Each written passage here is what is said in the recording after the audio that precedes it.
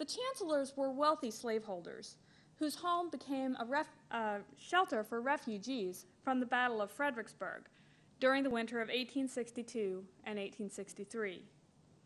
In the spring, the Chancellor home was occupied by Union soldiers, who relegated the family to a single room at the rear of the house.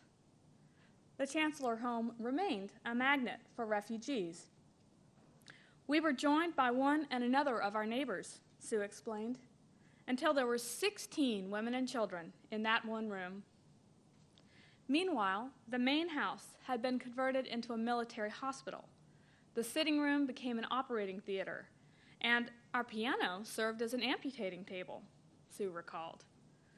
Finally, on May 2nd, 1863, falling shells forced the Chancellor family and their friends to take refuge in the basement overnight. While offering some protection from harm, the cellar's thick walls could not block out the sounds of the fighting. Oh, such cannonading on all sides, such shrieks and groans, such commotion of all kinds, Sue detailed the terrifying experience. We thought that we were frightened before, but this was far beyond everything. When the basement's occupants emerged the next day, they found the house on fire, amputated limbs spilling from the windows, and rows of dead bodies covered with canvas in the yard.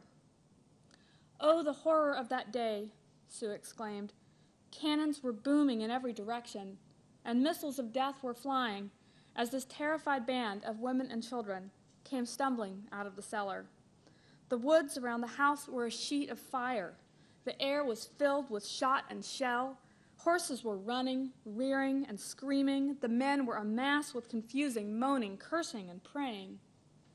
Many years later, Sue solemnly observed, "If anybody thinks that a battle is an orderly attack of rows of men, I can tell him differently, for I have been there."